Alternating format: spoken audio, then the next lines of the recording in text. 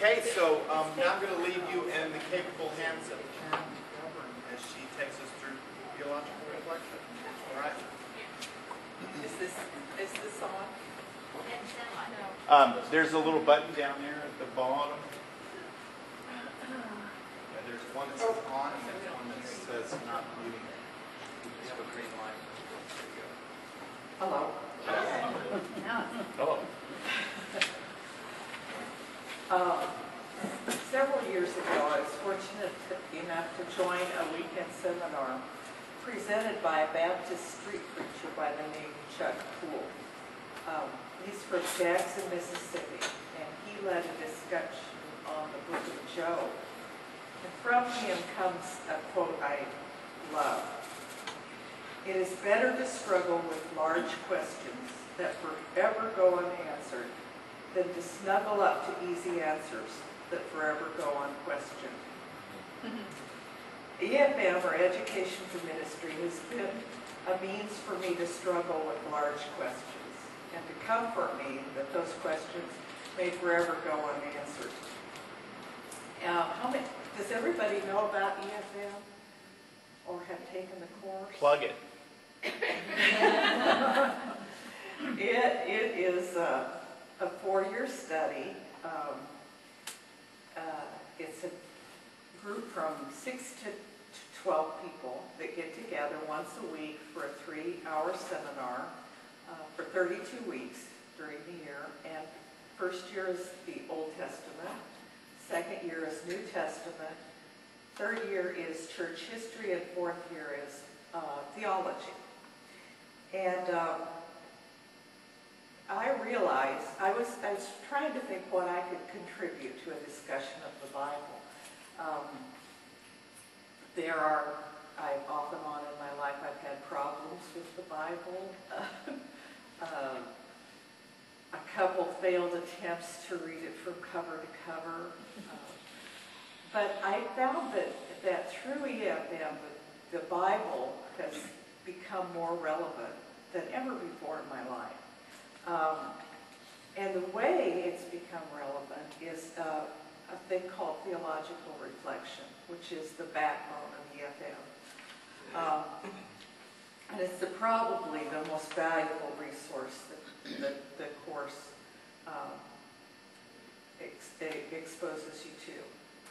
It's a structured conversation about something significant that leads to meaningful insights and implications in our lives. We've all had memorable conversations that led to satisfying insights or resulted in life-altering decisions which left us feeling and thinking that the Spirit of God had been among us, that something special had happened. The EFM developers have attempted to identify the specific aspects of those conversations and thus be able to repeat the meaningfulness of those encounters. An EFM student summed it up in the following way. We reflect theologically in order to act more faithfully, to witness more relevantly, to believe more honestly, to pray more deeply, and to hope more realistically. I'm going to read you, and you all have a copy of the parable of the prodigal son. Or as they call it here, the parable of the lost son.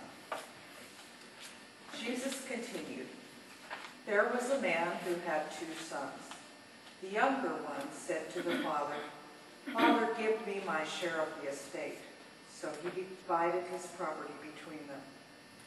Not long after that, the younger son got together all he had, set off for a distant country, and there squandered his wealth in wild living.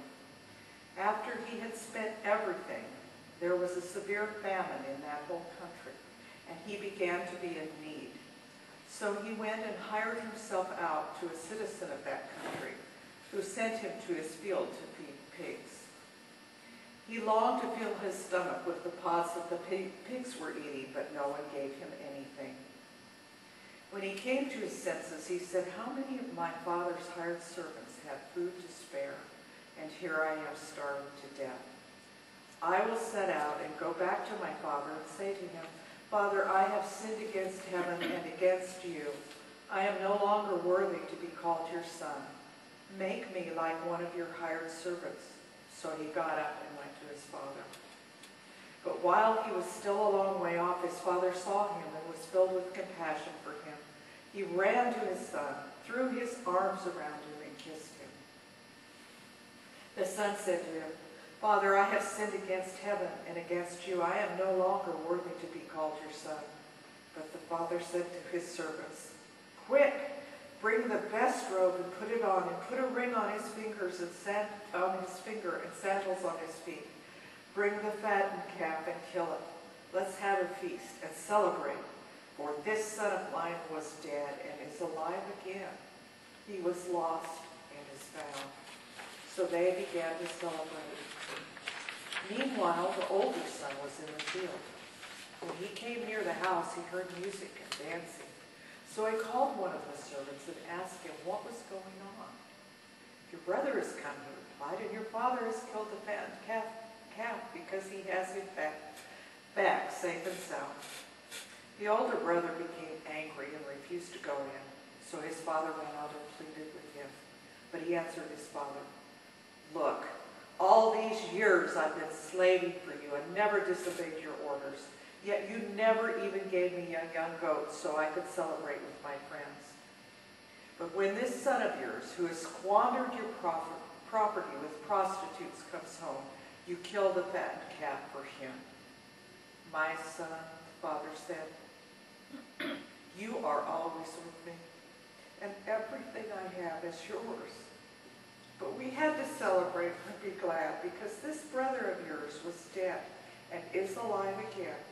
He was lost and is found.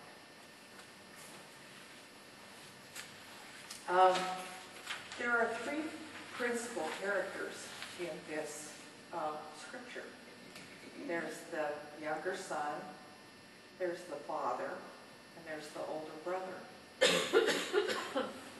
I'd like you to think about which one you identify the most with.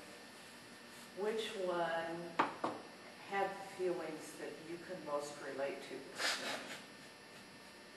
morning? And I would like, as we listen to the story again, I'd like you to think of that story as if you were that character.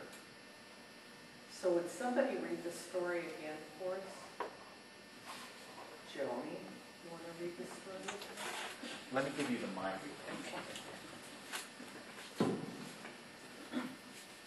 You sit right where you are. Just Good, I don't have to get up. Yeah.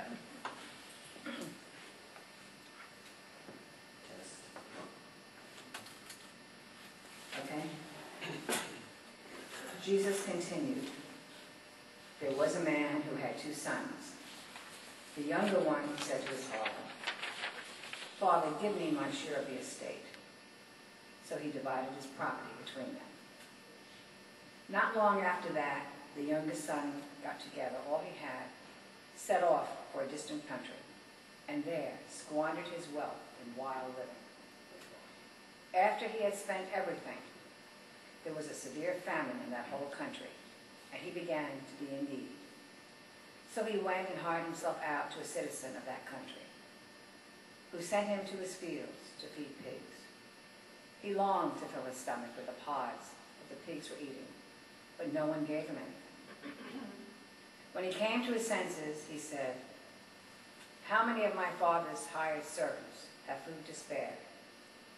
And here I am, starving to death. I will set out and go back to my father and say to him, Father, I have sinned against heaven and against you. I am no longer worthy to be called your son. Make me like one of your hired servants. So he got up and went to his father. But while he was still a long way off, his father saw him and was filled with compassion for him. He ran to his son, threw his arms around him, and kissed him. The son said to him, Father, I have sinned against heaven and against you. I am no longer worthy to be called your son. But the father said to his servants, Quick, Bring the best robe and put it on him. Put a ring on his finger and sandals on his feet. Bring the fattened calf and kill it. Let's have a feast and celebrate. For this son of mine was dead and is alive again. He was lost and is found. So they began to celebrate.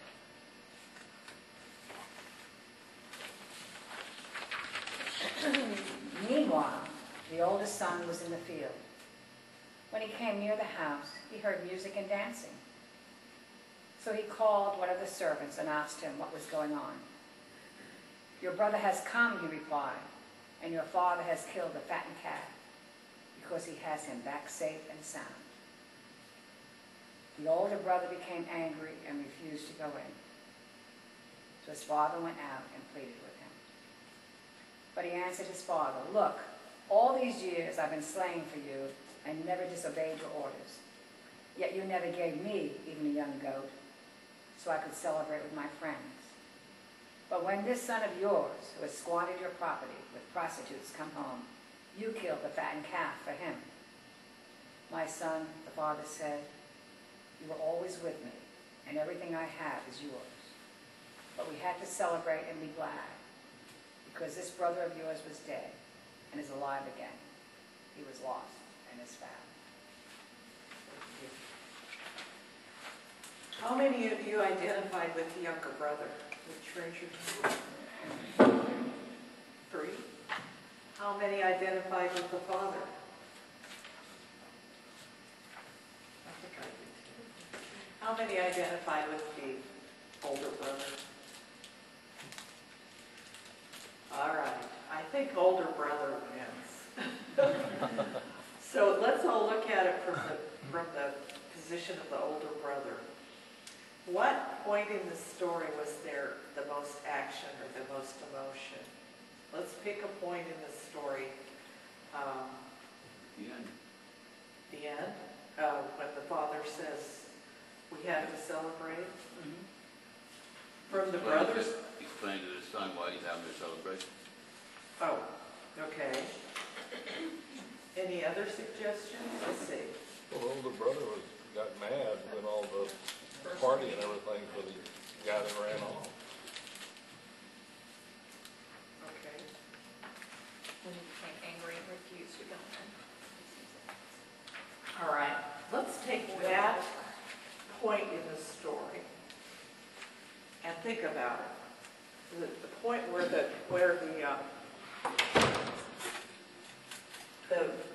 brother comes in. Well, actually, the point where he gets angry and says, I'm not going in. Finds out what happened. So we're taking that point in the story. Are you going to use that? Yeah. Let me pull it forward.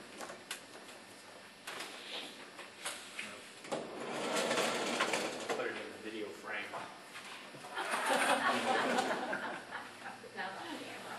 Can I stand here?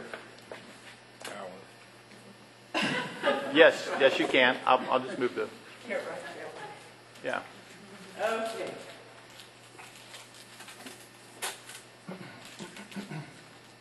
What's that world like right at that moment when the older brother is angry, not going to go in, not going to participate?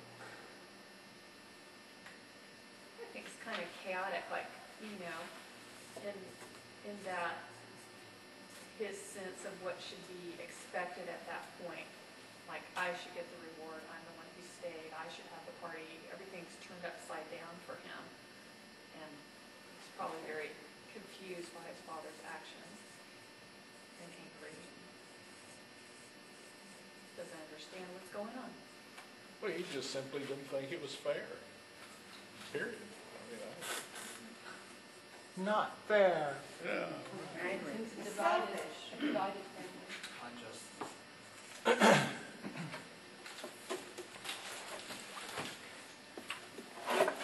Divided family. Divided family.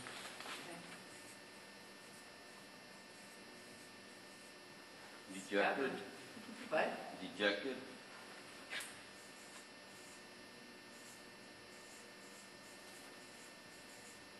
I think he feels abandoned. Are we talking about how the elder put it out. I'm self-righteous too. I'm like, oh my God.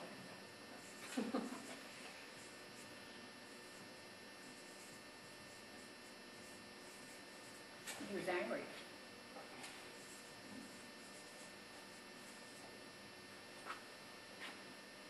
Okay, let's pick 3 words from this. See over here with- Well, angry for sure, since it says that in the text.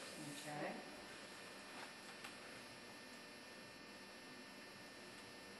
I think self-righteous for sure. Abandoned. But Abandoned.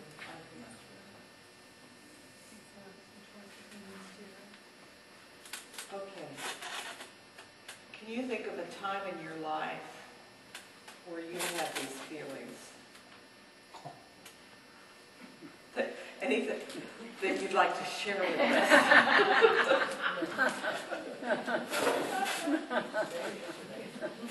And with you two.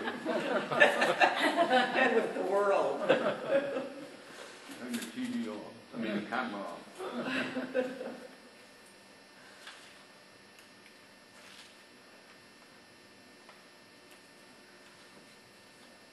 Yes, I can.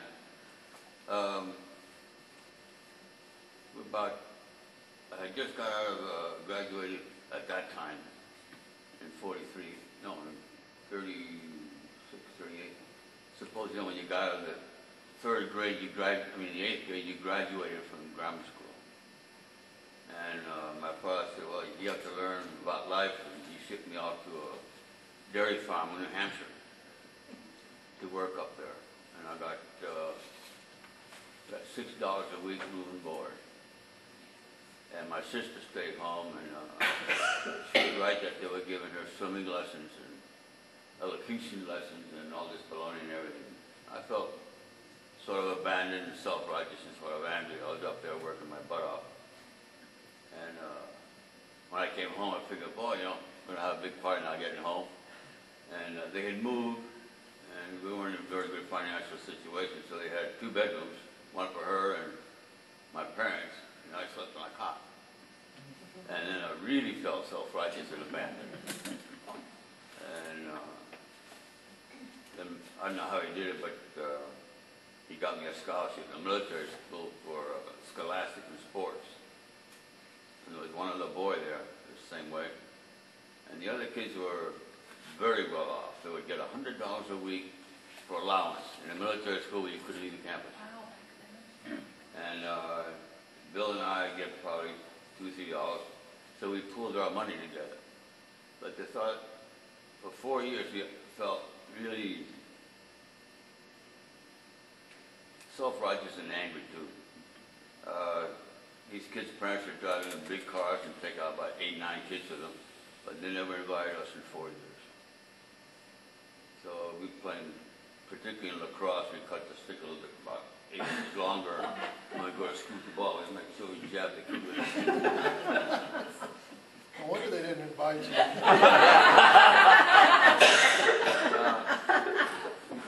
But I'm thankful that I did go there because it helped me a lot. I think it made me a better person. But I was, then another one was, well, I went right in, I graduated in 43 and I went right in the Army. And my dad was torpedoed when I was in junior year in high school, in military school. And I went into service. I came home one time on furlough, and my sister had married. And that's not my new brother-in-law wearing my dad's coat. And my mother said, well, you in the Army, so he gave me all of their dad's clothes. And God upset me a little bit too. But looking back, honestly, I have no regrets. It all helped me.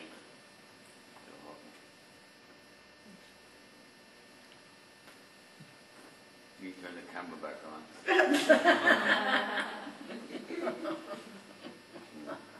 We got it all. I'm sending you to your family. But still, my sister and I are very, very close. That's good. Anybody else? Or at least, can you relate to the feelings here? The older brother's feelings and Al's feelings. Okay.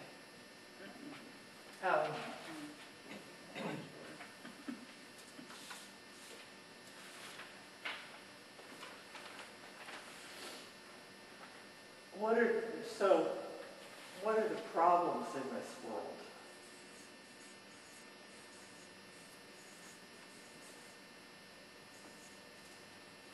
What's wrong with this? Lack of respect.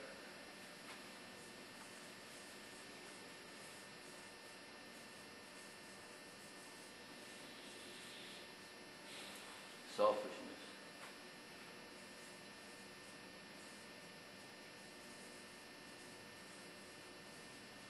Insensitivity.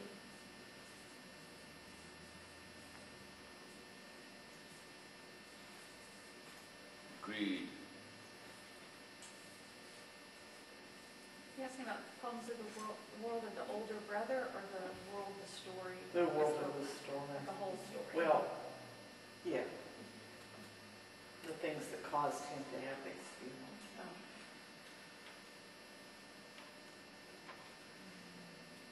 Poor parenting. But Is there some Poor jealousy in parenting. there? Poor parenting.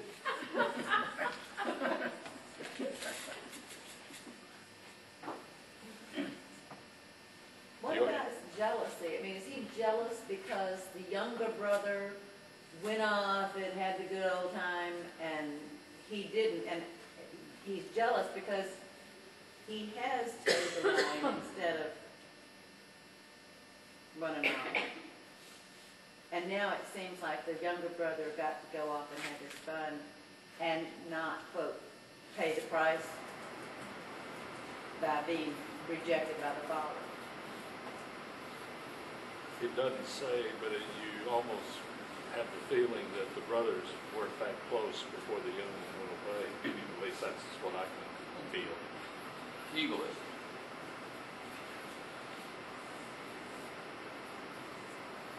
What's your word?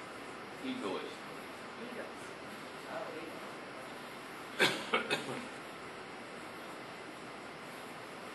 I'd say there's a communication problem. A lack of communication. Well, because the son doesn't understand his standing with the father. He doesn't know that the father is constantly embracing him, and he doesn't really understand the depth of his father's love for him because I guess, wants it to be reflected in a certain way, and it must be the way that the younger brother's getting it rather than him. So. Insecurity, in other words, right? He No, doesn't know his status. yeah. I'm not, where's mine? Is there anything that surprises you about this, anything that calls you up short or makes you think, that's why he was. One thing that surprised me in this reading was a suggestion that the younger son hasn't really changed. He was working when he was feeding the pigs, but his comment is nobody gave him anything.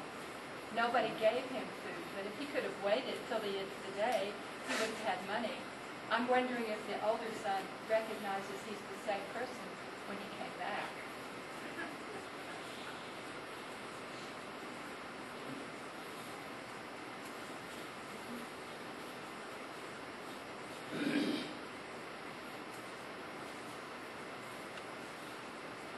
Anything else?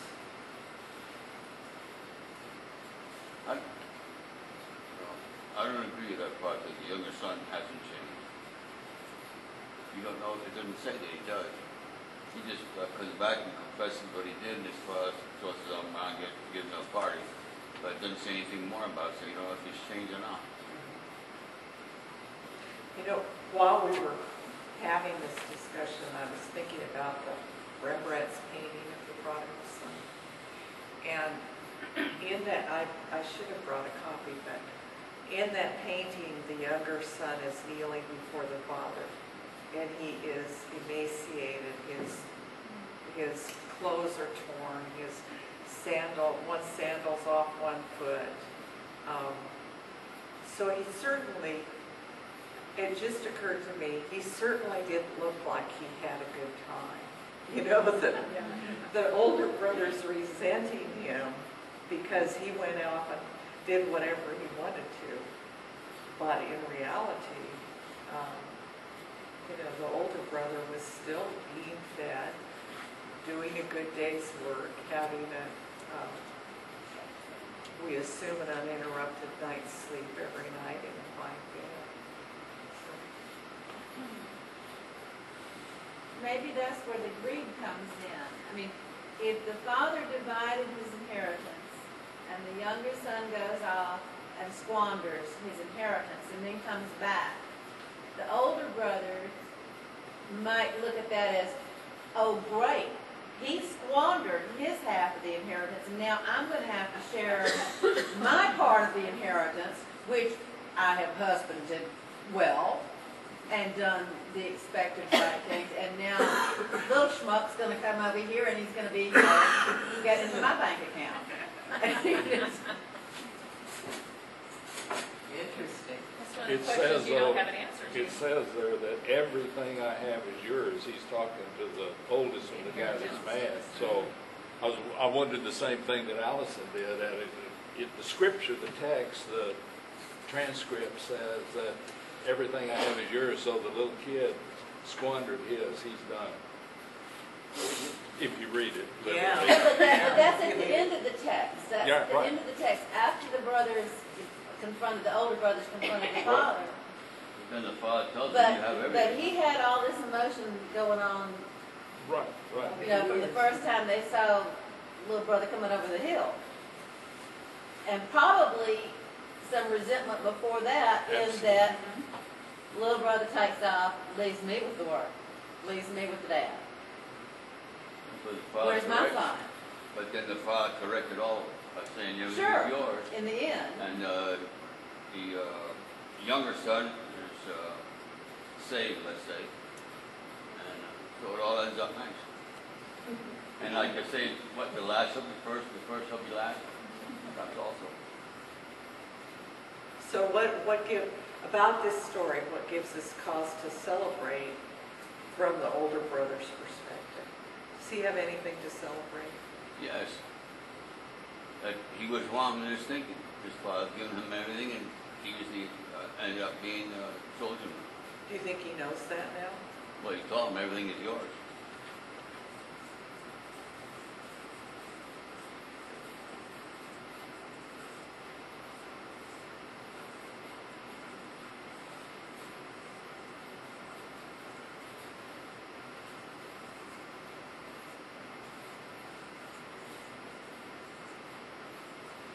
Anything else? I think we're left with an invitation. I don't know that we know how the older brother responded. Did he go in or not? And we're not told. So we just sort of left, the father's laid it out here for him. How did he receive it? So we're going to answer the question. Could that be considered poetic license? Huh? Could that be considered poetic license? Leave it up to you to decide what's going to happen. I think that's the secret of the Bible. Well, I like that, the language of, when the older son refused to go in, so the father went out and pleaded with him. And that verse, this Parental love. aspect of the father that's always open and inviting and welcoming and generous to both of them. Parental love. Yeah, I mean, it's just that kind of unconditional love. And so when the son, it's almost like the wedding banquet thing. It's like coming, and here's the son refusing to go to the banquet. But rather than just, he goes after him. What's up? What's wrong? What's wrong? Let me tell you, you're okay. There's enough. This take away from my celebration for you and my love for you to love this other child, you know. Does this story have implications for you in your own life? Does it show you anything new about what you should be thinking, or what you believe, or what you feel? Parental love. I don't have two sons, but I have two daughters, and I live with it every day.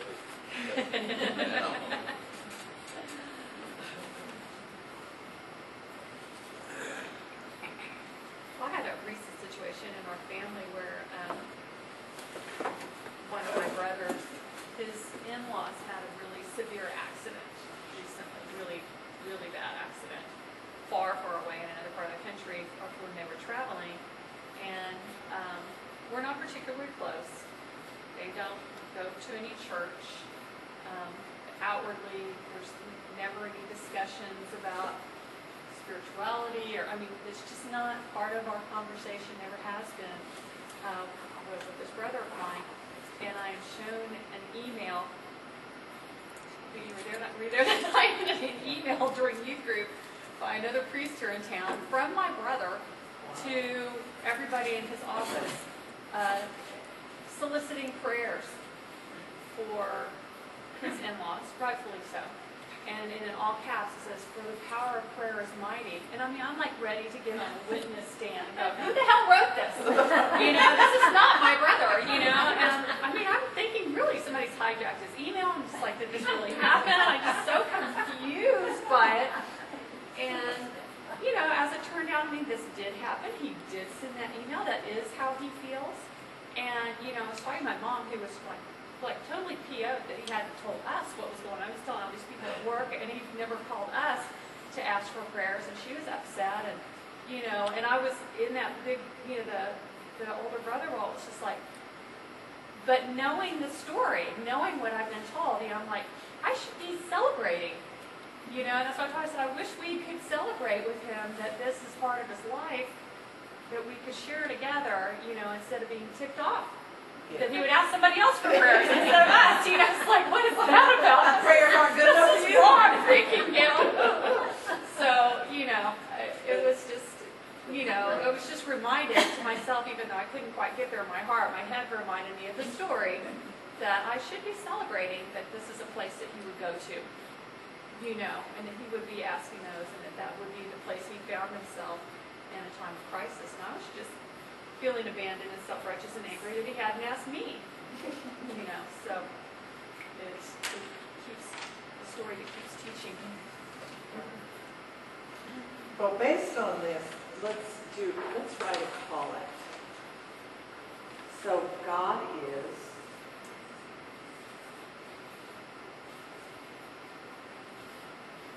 we ask for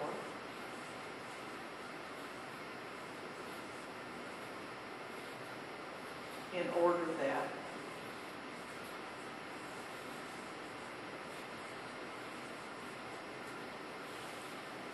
so what do we learn from God, from the story about God is or God you are? Generous, merciful.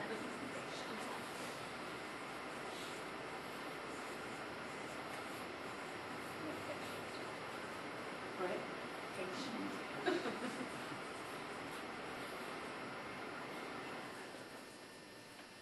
Merciful. I guess it's a little different than forgiving. We ask for Mercy.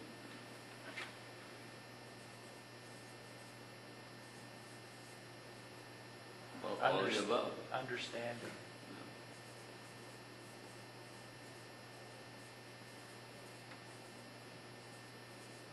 love in order that we may Be whole. be whole. Be redeemed.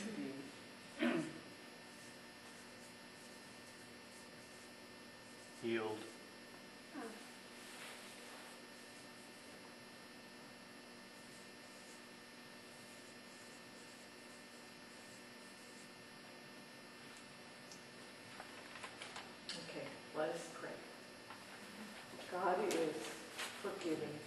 generous, patient, Patient, and merciful. merciful. We ask for